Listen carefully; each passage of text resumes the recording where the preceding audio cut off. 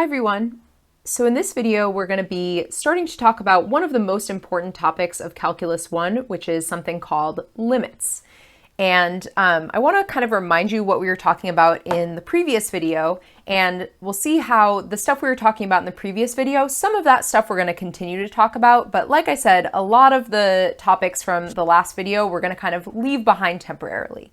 So in yesterday's video, we were talking about finding the slope of a tangent line. And so if you recall, the way that we went about finding the slope of that tangent line is that we had two different points that lie on the graph, and we were finding the secant line, the slope of the secant line between those 2 points. And so how did we find the slope of the tangent line? Well, we took that second point on the graph and we moved it closer and closer to the first point. And so we had all these different slopes that we were calculating. So we did the slope from 1 to 2, and then we did from 1 to 1.5, and then we did 1 to 1.1, and then we did 1 to 1.01. And we kind of noticed this trend that as we brought that second point closer to 1, our slopes got closer to 2. And so we're kind of doing this thing of like, so we couldn't do the slope from 1 to 1, right? That wouldn't make sense. You can't find the slope between a point and itself. You need 2 points. So we couldn't just like plug 1 into the slope formula, right? We couldn't have done like f of 1 minus f of 1 over 1 minus 1. That would not give you a defined number. And so instead of finding the slope from 1 to 1, instead we found the slope of 1 from 1 to like numbers close to 1. And so we were kind of poking around, not plugging in 1, but plugging in numbers close to 1. And so that's the idea behind a limit. So like I said, in this video and basically for the whole rest of this week, we're not going to be talking about tangent lines. So I want you to really kind of remove the idea of tangent lines and secant lines from your mind while we're working on these next few videos, because I think it will kind of confuse you if you keep trying to go back to tangent lines and secant lines. So leave that idea behind. We'll get back to it next week. But for now, I just want to focus on this idea of plugging in numbers basically to kind of figure out what's going on in a certain situation. So let me kind of just summarize what I just said, and then also kind of summarize where this video is going to go. So yesterday, actually, let me not say yesterday because I'm trying to keep this, I don't know what days you're watching the video. I'll just say it like this. So in this video, we will leave the idea or ideas of tangent and secant lines behind.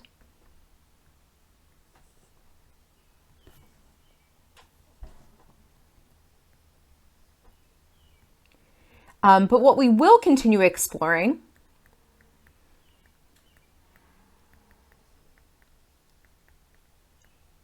is the idea of plugging in numbers closer and closer to a specific number.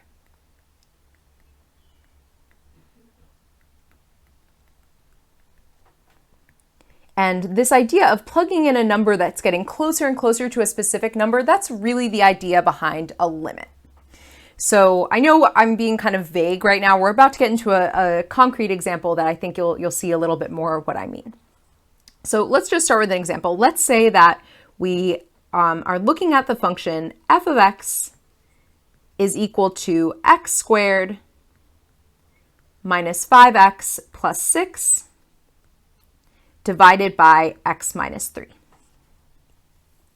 So let's say we were trying to figure out, what is the deal with this function when x is equal to 3? So what's the problem with that? Well, we can't plug 3 into this function, right? So f of x is undefined when x is equal to 3. So we cannot plug 3 into this function. We cannot find f of 3. F of 3 would be undefined.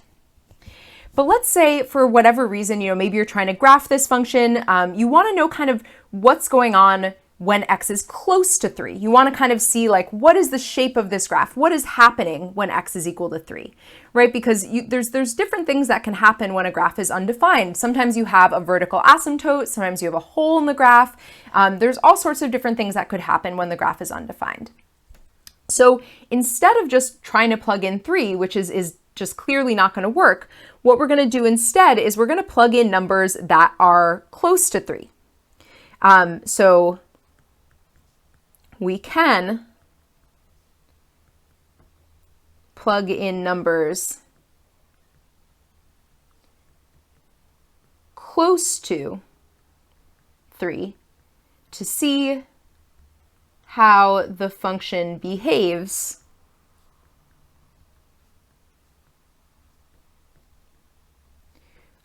when x is close to 3. But not equal to 3, right? Because we can't plug in 3. So what we're going to do is we're going to make a table, and this table is going to include values that are just below as well as just above 3. So we have x and we have f of x. And I'm actually going to put 3 on this table, even though we know it's undefined at 3, just to kind of as like a placeholder.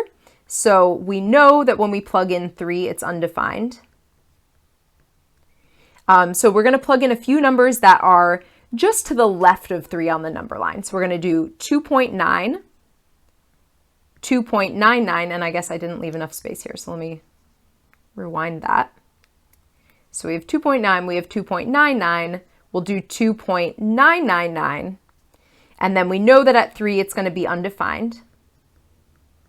And then we also want to see what's happening on the other side of 3. So we want to plug in numbers that are just above 3.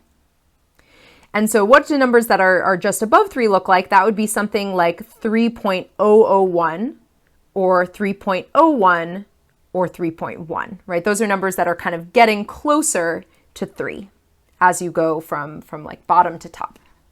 And let me just actually scooch this over because I want a little bit more space to write something here.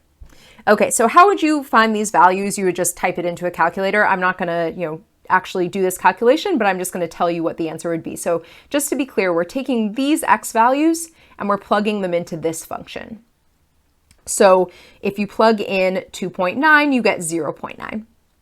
If you plug in 2.99, you get 0.999. And if you plug in 2.999, you get, surprise, 0.999. And then if you plug in 3.001, you get 1.001. If you plug in 3.01, you get 1.01. And if you plug in 3.1, you get 1.1. And the numbers, by the way, aren't always going to kind of come out this, it's almost like a coincidence that things kind of have the same exact decimal places. It's not always going to be like that. But what can we kind of figure out from this? So if we look at what's happening over here with the x values, so what we can see is that as x approaches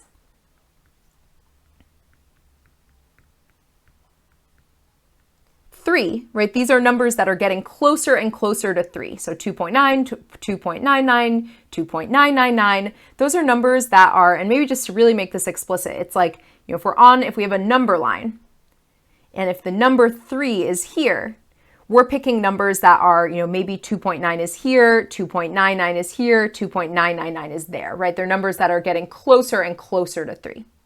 And so the pattern we can see is that as x gets closer to 3, notice that the f of x values,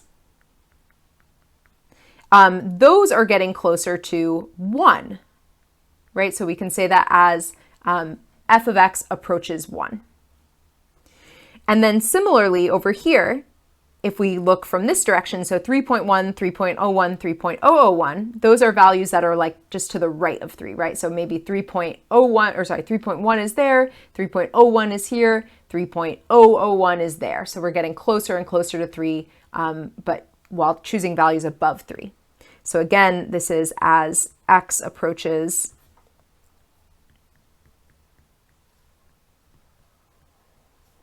3. And we can see that also in this direction, we can also see that f of x is getting closer to 1, right? We have 1.1, 1.01, 1.001. So those are values that are getting closer to or approaching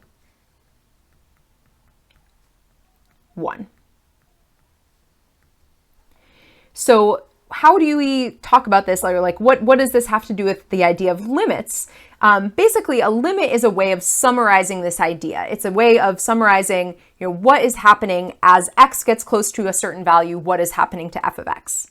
So the way you would write this down using limits would be, you would say the limit as x approaches 3, so that's how you would read that symbol out loud. The limit as x approaches 3 of x squared minus 5x plus 6 over x minus 3, so that's our function, is equal to 1. So that's kind of the fancy math way of saying that when you plug in numbers that are close to 3, you get outputs that are close to 1. And let me just write this down kind of in how you would read this out loud. You would say the limit as x approaches 3 of f of x is equal to x squared minus 5x plus 6 over x minus 3 is 1. That's how you would read that equation on the left. So it's like a statement kind of describing what's happening with the graph or with a function.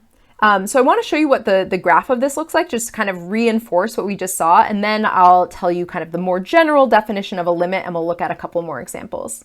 So here I have pulled up on Desmos the graph of, let me just pull it back up again. So it's x squared minus 5x plus 6 over x minus 3. So it looks like a line, but there's one issue, which is that if you actually go along the line, you'll see that there is a hole in the graph at 3, right? So the graph is undefined at 3. So what does this limit tell us? It basically tells us that if there was not a hole at 3, if we were sort of disregarding exactly what's going on at 3 and just sort of seeing like, what is the general trend of the graph? That's one way to think about limits. It's like, where is the graph heading? Regardless of what's happening at that actual value, what's the trend? Where is the graph kind of pointing to? And we can see that, if this hole was filled in, it would be at a height of 1. And so that means that the graph is heading towards a height of 1 from the left and from the right. So regardless of whether you're plugging in numbers that are just below 3 or just above 3, you're getting heights that are zeroing in on a height of 1. Okay, so to kind of summarize what we just said about limits here, we can say, in general, the limit as x approaches a, so in the example we just did above, 3 would be a, so a is the x value that you're getting close to, of a function is equal to L if as x approaches a, so as x gets closer and closer to whatever that x value is, f of x approaches L.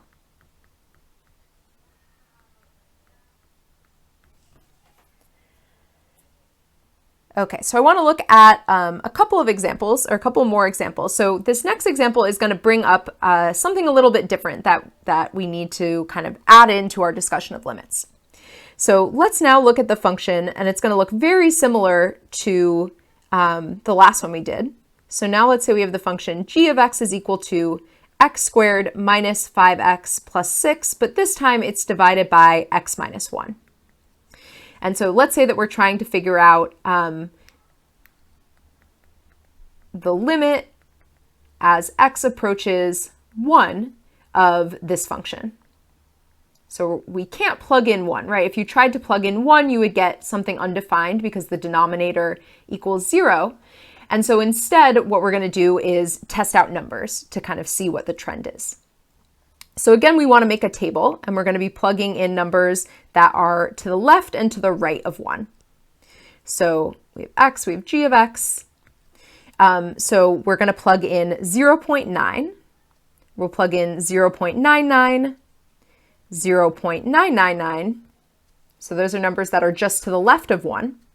And then we know at 1 it's going to be undefined because you can't plug 1 into the function. And then we'll also plug in 1.001, 1.01, and 1.1. So again, if you were doing this yourself, you would be just typing this stuff into a calculator. So typing in, g of 0.9, etc. But let me actually just write out what you get. So if you plug in 0.9, you'll get negative 23.1. If you plug in 0.99, you'll get negative 203.01. And if you plug in 0.999, you'll get negative 2003.001. So in this case, and we'll do the numbers above in just a second, but notice what's happening here. So again, we're looking at in this direction. So we have as x approaches 1, notice that these y values, they're not kind of zeroing in on a number. Instead, they're actually just getting more and more and more negative. And so the way we would say that is we would say that g of x approaches negative infinity.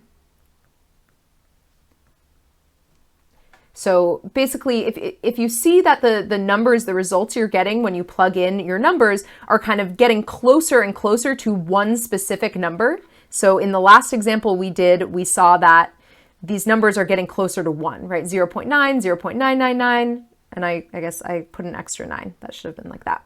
But you can see that these numbers are getting closer to 1, right?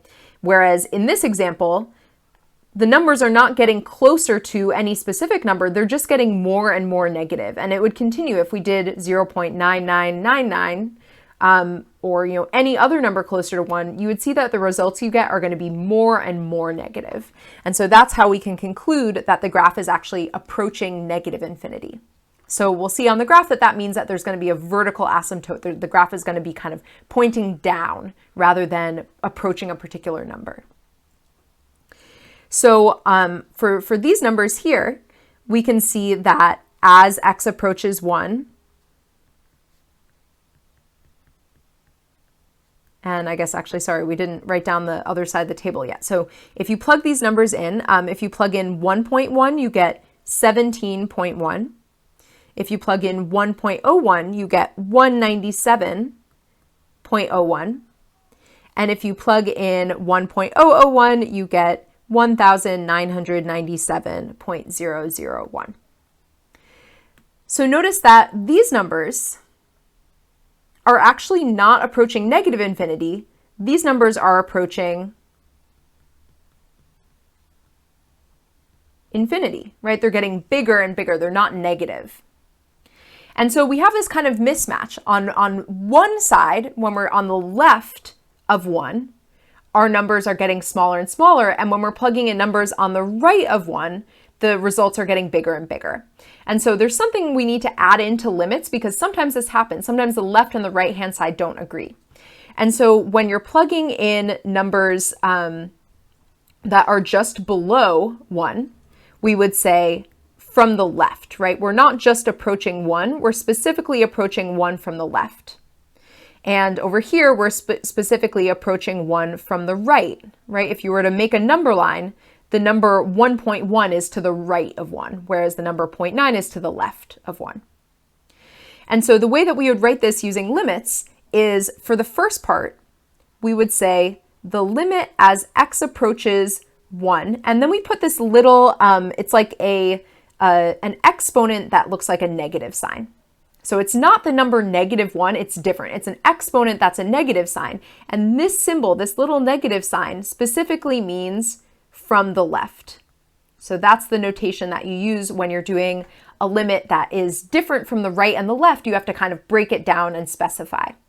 So the limit as we approach from the left of our function, I'll just write g of x rather than write, you could write this whole function, but I'm just going to write g of x. So the limit as we approach from the left of g of x is equal to negative infinity because when we're plugging in numbers to the left of 1, we see that the output values are getting smaller and smaller. And then if you're doing a limit from the right, you do the same thing, but you put a little exponent that's a plus sign. Sorry, I don't know why that is just popping up so much. So this means from the right. And so we can say the limit as x approaches 1 from the right of our function is equal to positive infinity. So if your two limits don't agree, so if there's a left and a right-hand limit and they give you a different answer, then actually you have to say that the limit does not exist.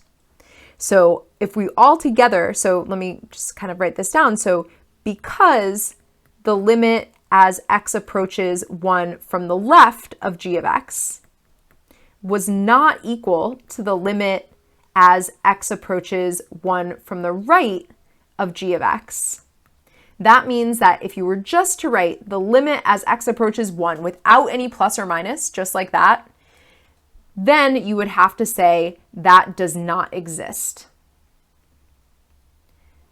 Because basically there's no consensus. There's something different going on the left than there is on the right. So you can't do it. There's no answer. So you can answer these two both individually, but if you're just asked to find the limit overall, the answer would be it does not exist. And so that's true in general, is that if the left hand and right hand limits do not agree, the overall limit does not exist.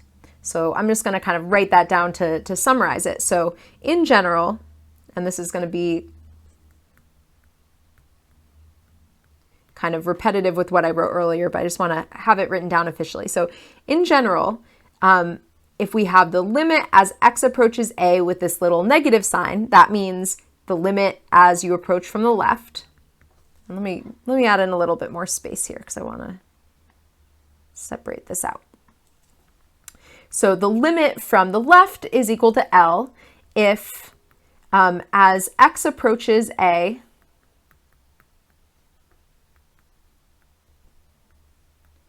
from the left.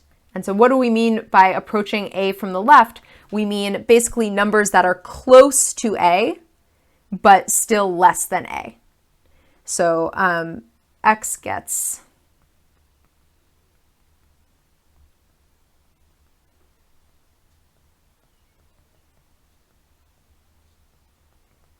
closer to a while remaining less than. Right, so we're plugging in numbers that on a number line would appear to the left. So the limit from the left is equal to L if, as x approaches a from the left, f of x, your outputs, approach L, whatever that is. Maybe it's infinity or negative infinity, maybe it's a number, either one. And then similarly, the limit as x approaches a with this little plus sign is equal to L if, as x approaches a from the right,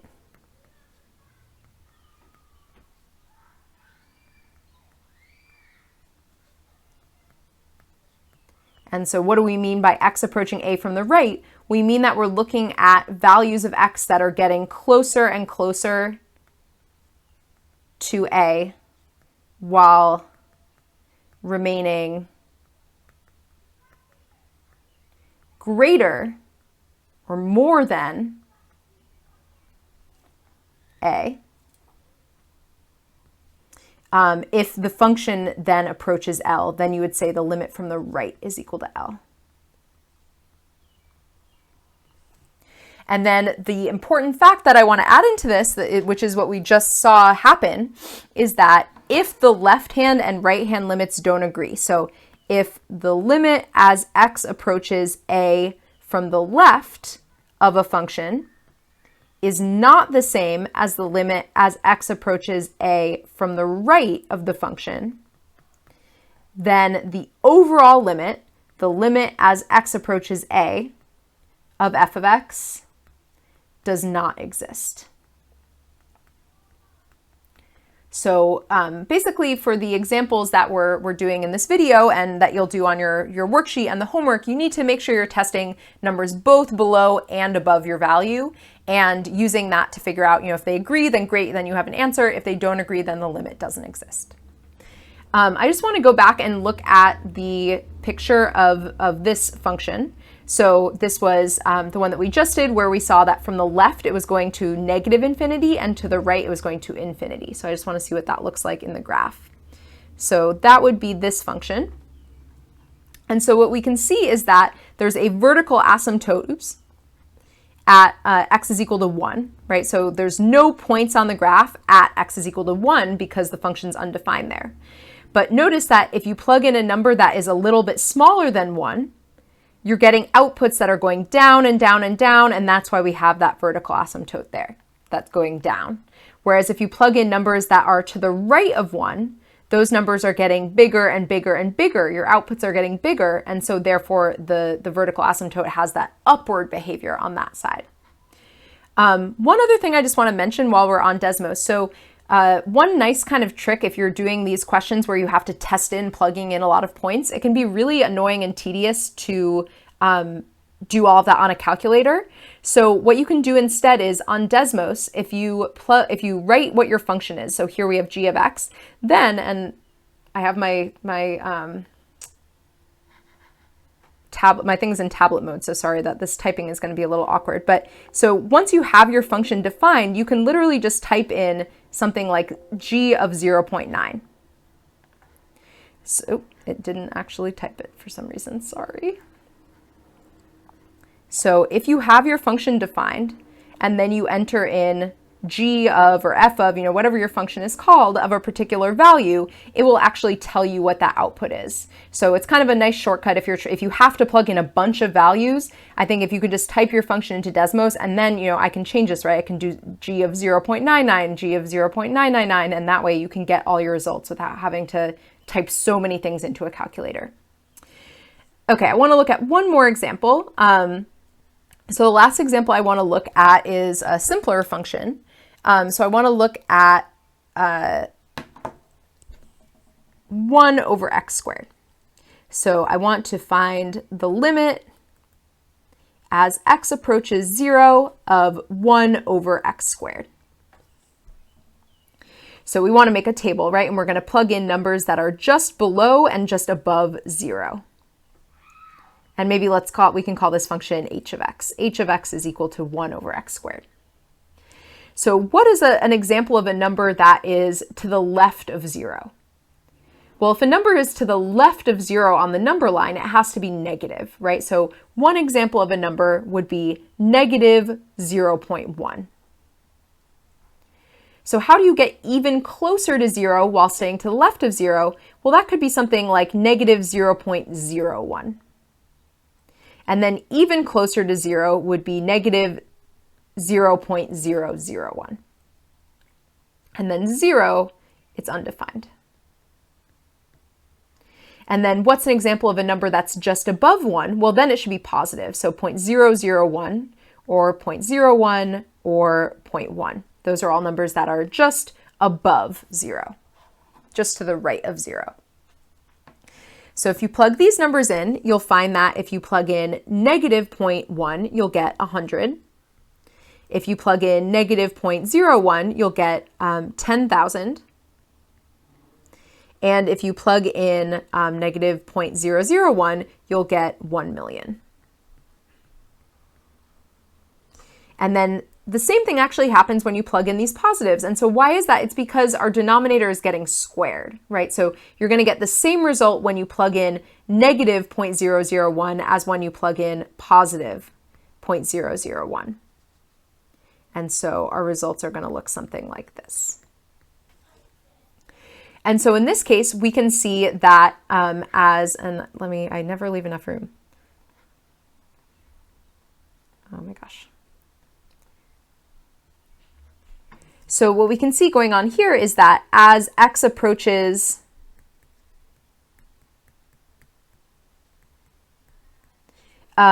zero, now specifically from the left, we can see that h of x, our outputs, are approaching infinity, right? They're getting bigger and bigger and bigger. And then in this case, we see the same thing happening as x approaches 0, now from the right.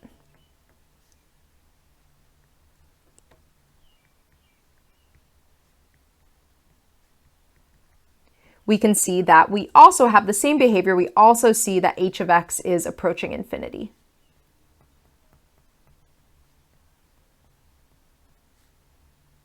And so what we can conclude is that, and I'm going to write all three of these out. So the limit as x approaches 0 from the left of h of x, or of 1 over x squared, was equal to infinity. The limit as x approaches 0 from the right of h of x was also equal to infinity. And so because those two agree, that's why we can then say, okay, well, that means that the limit as x approaches 0 altogether of h of x is equal to infinity. So let's look at the graph of this one and see how it's different. So the one that we just were doing, where we had one end going to negative infinity and one end going to infinity, if we compare that to 1 over x squared, notice that on this one we also have a vertical asymptote, but whereas this vertical asymptote was kind of split with one side going down and one side going up, the vertical asymptote on 1 over x squared, both sides are going up. And that's because the limit from the left and the limit from the right are both infinity. All right, so that is it for today. We're going to see in the remaining videos this week that there are other ways to evaluate limits, and we're actually going to be kind of leaving this method behind pretty soon. But I'd like to start with this idea of just plugging in numbers, just to give you a little bit of a kind of hands-on feeling for how limits work. But we'll see that later in the week there are some algebra tricks that actually make a lot of these limit problems easier than just plugging in numbers. All right, I will see you all next time.